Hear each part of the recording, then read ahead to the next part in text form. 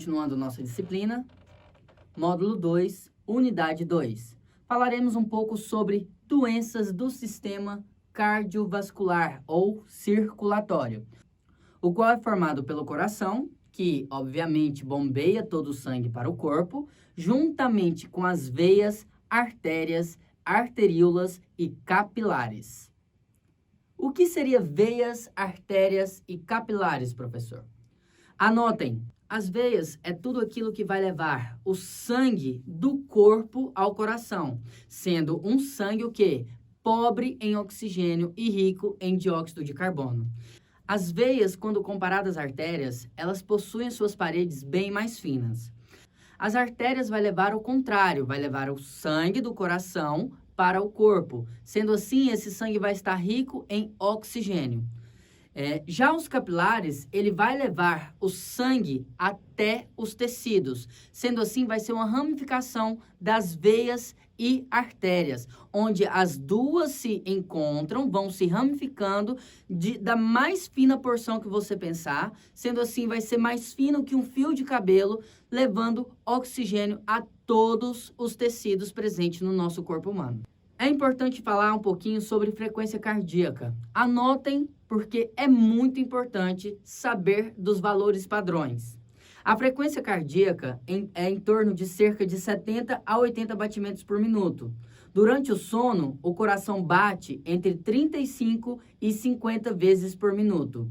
Já durante o exercício, esse funcionamento ele é um pouco mais intenso, ultrapassando assim 180 batimentos por minuto. Ela é controlada por uma região especial chamada nodo atrial e também os nodos ou nó sinoatrial, que juntamente com o nodo atrioventricular, ele emite pulsos elétricos e fazem com que o coração bata. Vocês podem observar, aqui encontra-se o nodo sinoatrial ou nó sinoatrial. Já bem aqui, encontramos o nodo ou nó atrioventricular. Esses nodos ou esses nós são responsáveis por transmitir toda a função elétrica do cérebro até o coração. Como que esses impulsos elétricos são transferidos, professor? Esses impulsos chegam do cérebro através das terminações nervosas até o nódo sinoatrial e automaticamente é ramificado pelas fibras de Purkinje, que é demonstrada por esses traçados amarelos conforme a imagem está aí para vocês. E, logicamente, esses impulsos elétricos vão dar comandos para o coração, então ter a sua contratilidade e ejetar o sangue do coração para o corpo ou do coração para o pulmão.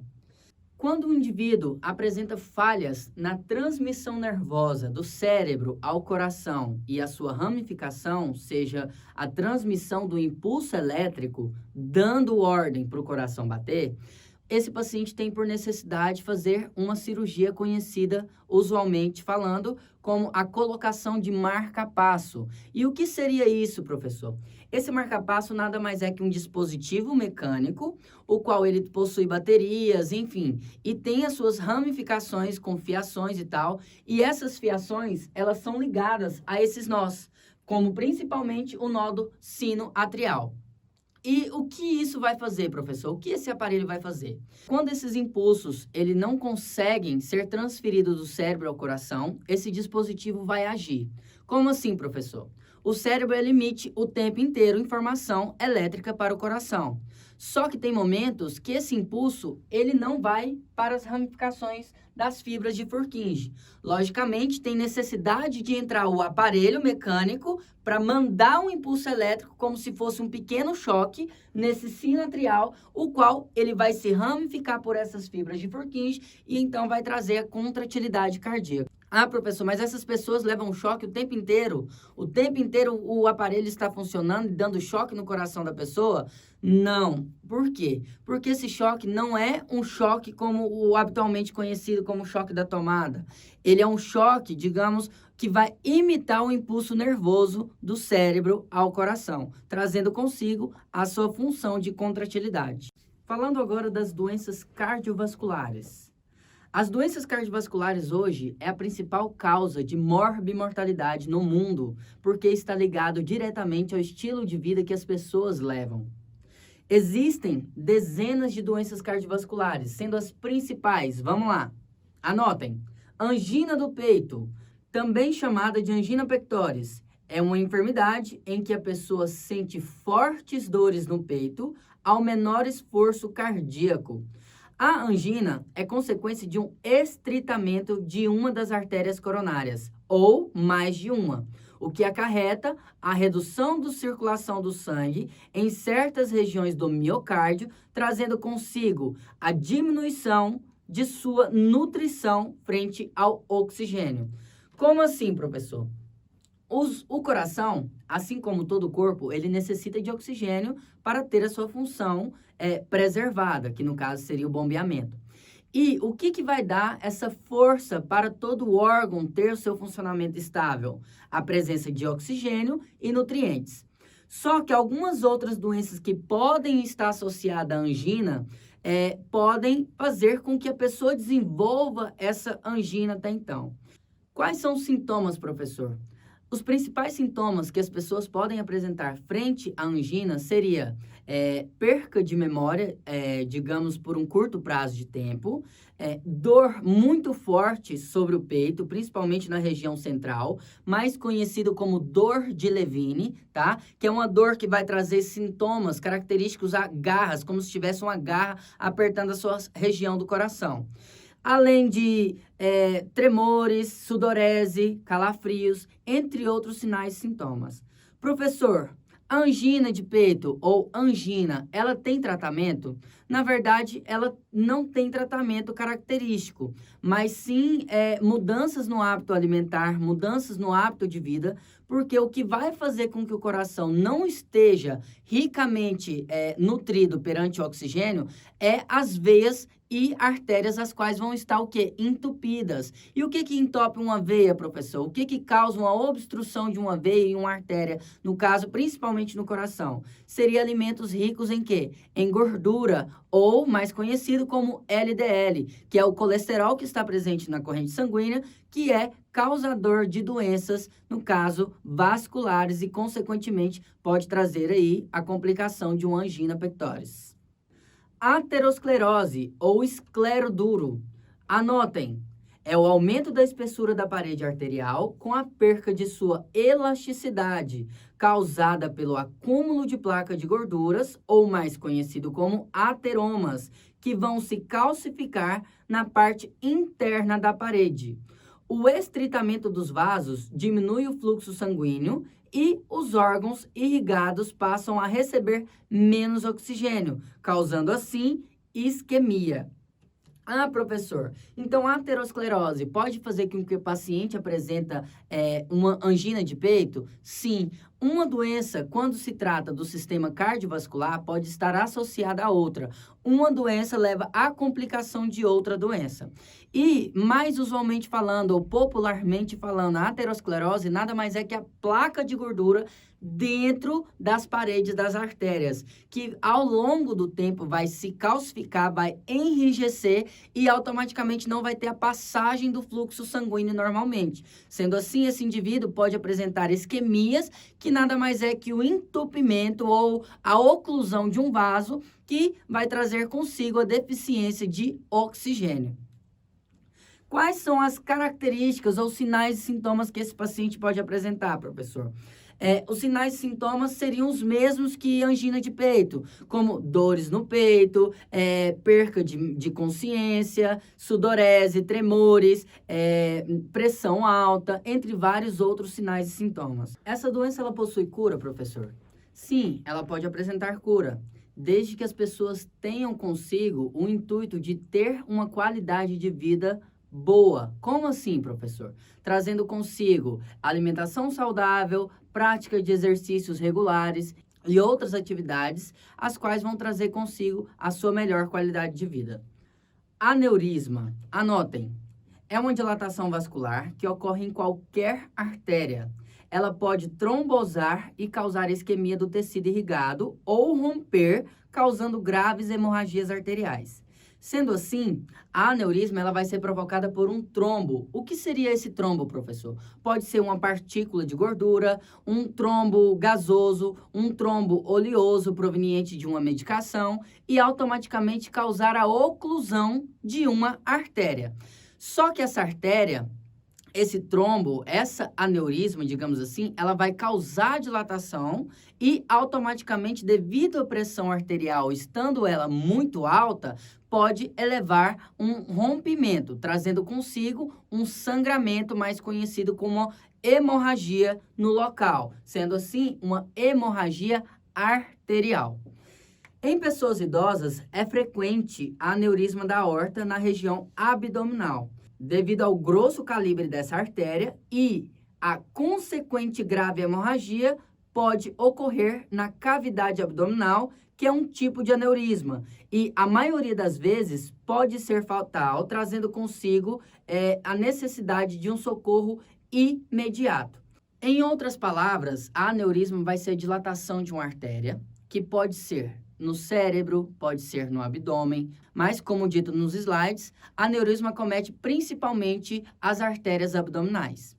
Quando acontece no cérebro, esse rompimento pode levar ao derramamento sanguíneo no cérebro, trazendo consigo o que se conhece como um acidente vascular hemorrágico. Pode trazer até então complicações ou sequelas para esse paciente, até mesmo o óbito.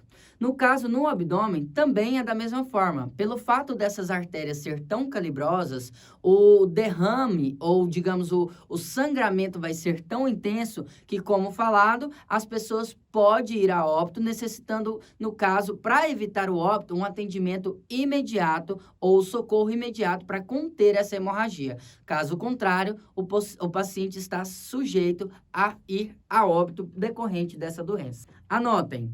Nos vasos com aterosclerose, formam-se coágulos. Esses coágulos vão entupir os vasos e, assim, interromper o fluxo sanguíneo, que, no caso, vai ser decorrente de uma trombose.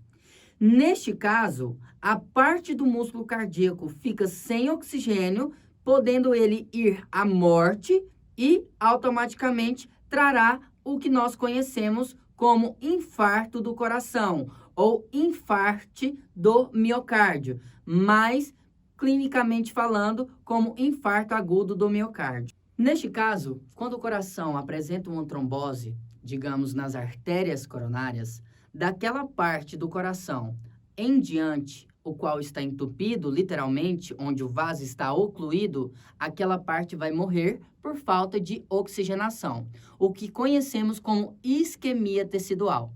Sendo assim, quais são as partes do coração que vai morrer por falta de oxigênio ou por conta da isquemia, professor? Vai ser o músculo cardíaco conhecido como miocárdio. Por isso, o nome tão habitual, clinicamente falando, como infarto agudo do miocárdio.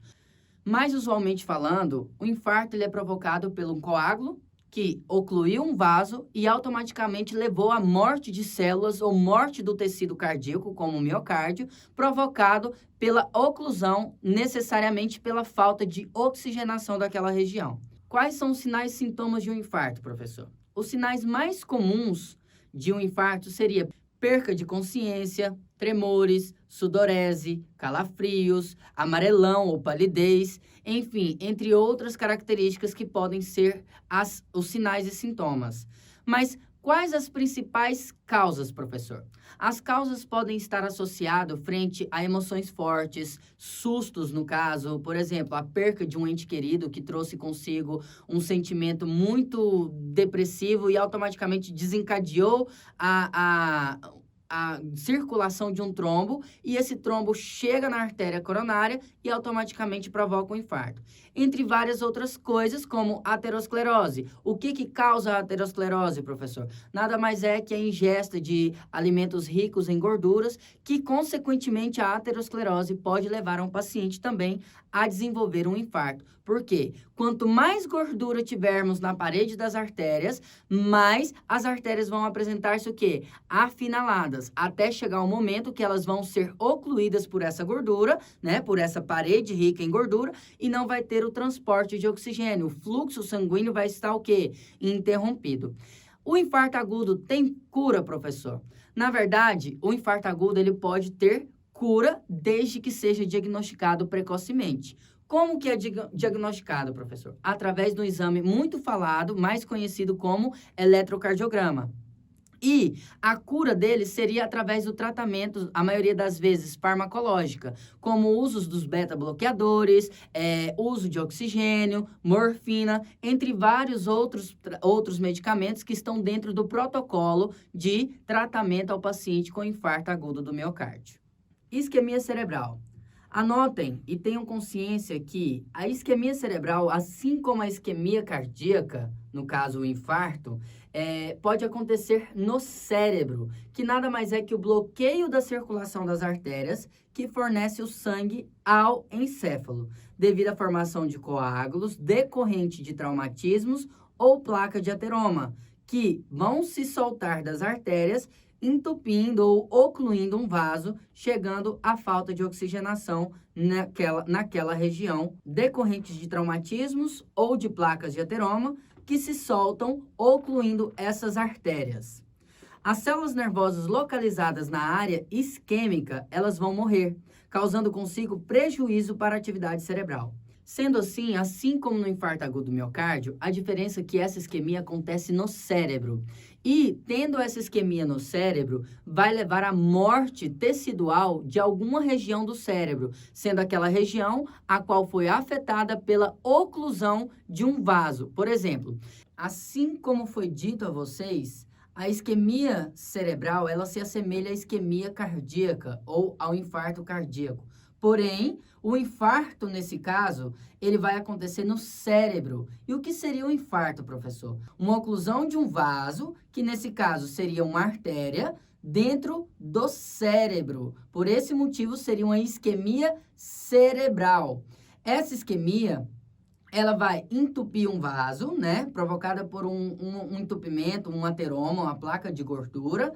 E, logicamente, aquela região em que o vaso irrigava, por exemplo, esse vaso, como vocês veem aqui na imagem, ó, ele traz consigo o quê? A irrigação dessa região do cérebro. Quando esse vaso, ele entope, a região a qual ele irrigava, decorrente de um trombo, seja ele de gordura, seja ele gasoso, como já foi falado, ele vai levar consigo a falta de oxigenação nessa região. Como esse vaso irriga essa região, com a escassez de oxigênio, essa parte do cérebro pode ser que ela vai o quê? A falência, consequentemente, trazendo consigo a morte celular dessa região. Essa isquemia vai ser produzida por conta de um trombo, como já foi falado, sendo um trombo de gordura, um trombo gasoso, e automaticamente a região que era irrigada por esse vaso, ela vai sofrer a falta de oxigenação, porque pelo fato do vaso estar entupido, não vai ter o fluxo sanguíneo nessa região. Consequentemente, essa região vai morrer por falta de oxigenação e nutrientes trazidos do coração para o cérebro, que seria mais especificamente nessa região. A isquemia cerebral, ela vai levar ao que conhecemos como acidente vascular cerebral. Sendo assim, este acidente ele pode se dividir em duas formas. Primeiro, acidente vascular isquêmico e o segundo, acidente vascular hemorrágico. No cérebro, a trombose pode levar à isquemia, causando assim o AVC isquêmico, em que ocorre o entupimento da circulação sanguínea. E professor, um acidente vascular isquêmico pode se transformar em um acidente vascular hemorrágico? Sim. Por que isso acontece, professor? Geralmente, o acidente vascular hemorrágico ele acontece por decorrência de um aumento da pressão cardíaca, da pressão arterial. Consequentemente, vai levar à ruptura de uma artéria. Quando essa artéria, sendo assim a artéria cerebral, conforme visto na imagem passada, ela se rompe, vai levar ao derramamento de sangue dentro da calota craniana, dentro do cérebro, e aquela região, então, vai sofrer o quê? Além de ter sofrido isquemia por falta do fluxo sanguíneo, agora tem um derramamento de sangue no cérebro, o que acomete mais consequências ainda ao paciente, levando aí possíveis sequelas e até mesmo ao óbito. Logicamente, o acidente isquêmico é quando acontece apenas o entupimento de uma artéria. Já o acidente vascular hemorrágico é quando tem o rompimento dessa artéria e automaticamente tem o derramamento de sangue no cérebro. Continuando ao slide, ambos os tipos de AVC ele pode prejudicar diversas funções do corpo, como funções da fala, locomoção, visão, entre vários outros tipos de consequências. E o que vai levar a sequela do paciente? Vai ser determinada de acordo com a região a qual foi afetado. Sendo assim, se atingir a região do cérebro, que é responsável pela visão, esse paciente pode apresentar uma cegueira. Se atingir a região do cérebro, que é responsável pela locomoção do paciente, esse paciente pode apresentar falhas na sua locomoção, com um andar arrastado, entre várias outras características. Como, por exemplo, se for a região da memória, esse paciente pode ter como sequela o esquecimento e, no caso, a sua memória prejudicada, entre várias outras situações, de acordo com a região específica. Sendo assim, todas as consequências dependem, logicamente, da região do cérebro qual foi atingido.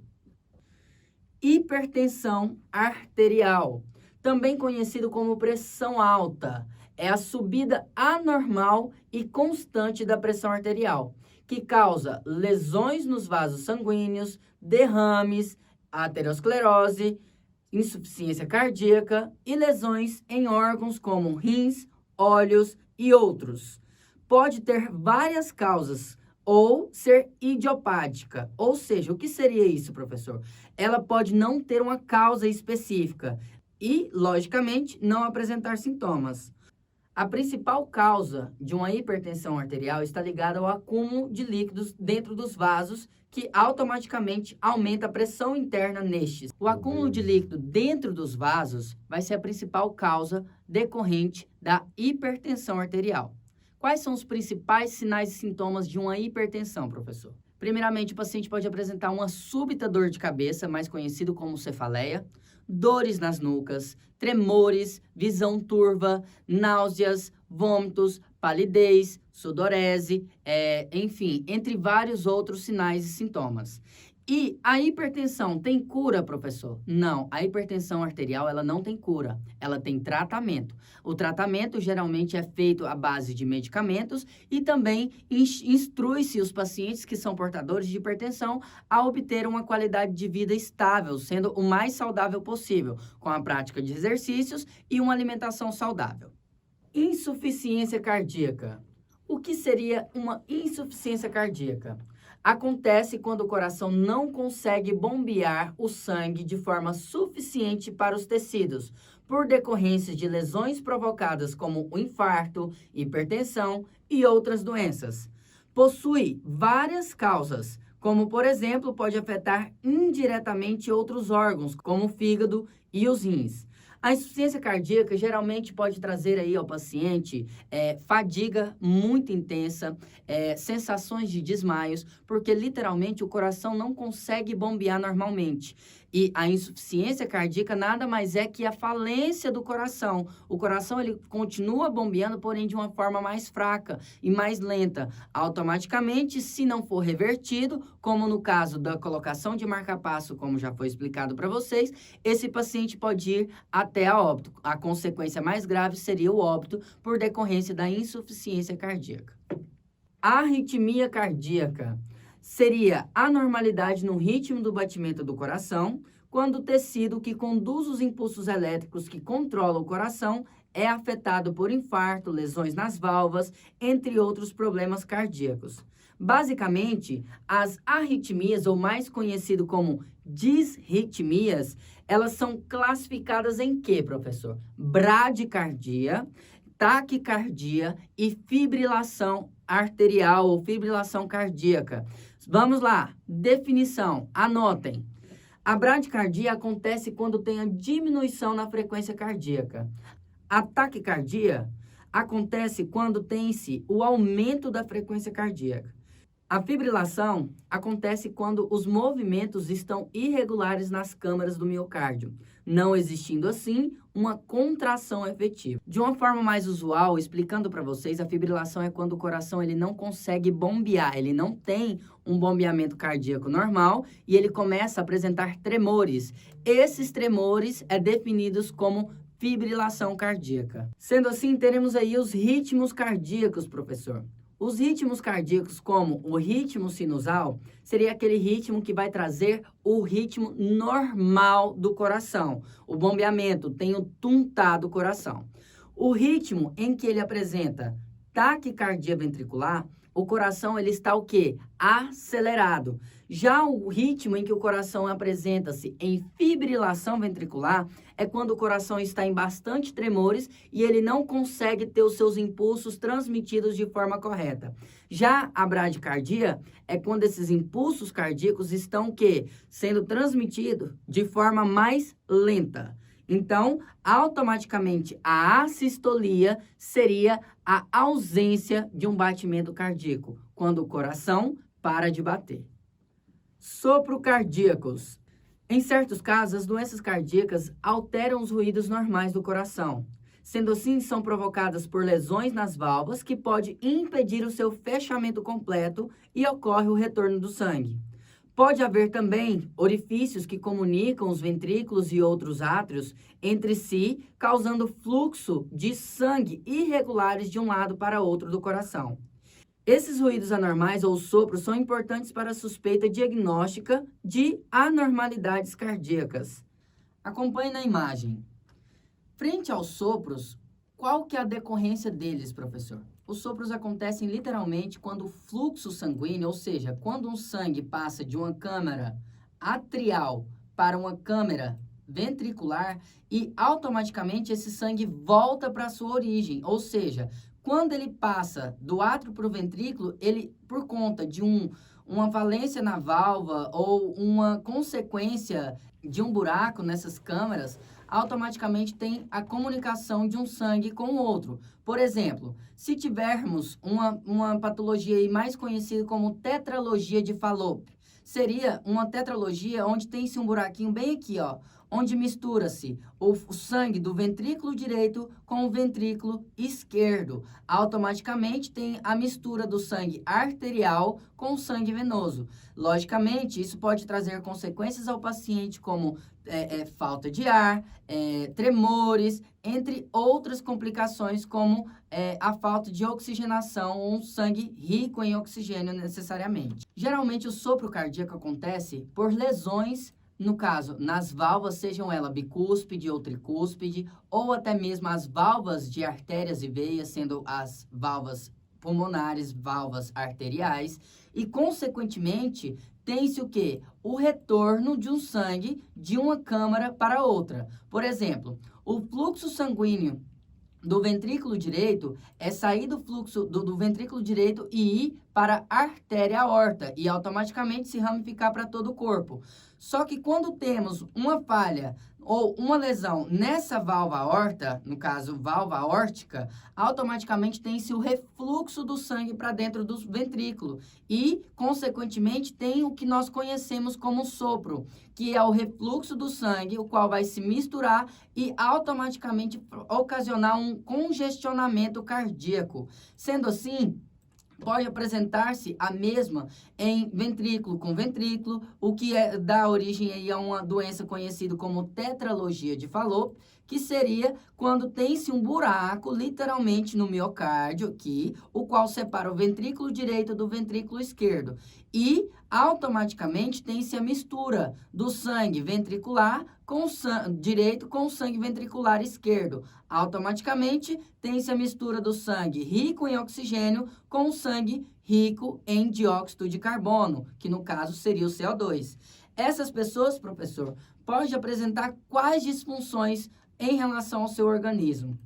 Essas pessoas podem apresentar sensações de desmaio e até mesmo apresentar um desmaio ou síncope, mais usualmente falando. E, além disso, pode trazer consigo tremores, falta de ar, sensação de fobia, entre várias outras características. Essas doenças possuem cura, professor?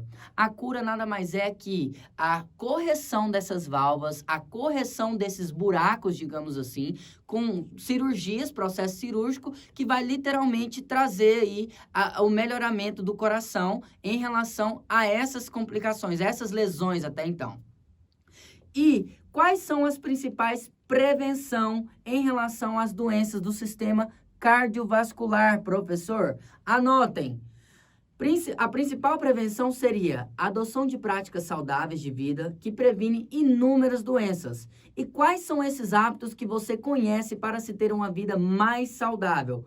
Vamos lá. Primeiro, reduzir a ingestão de alimentos ricos em gorduras e sal. Segundo, obter o controle do seu peso.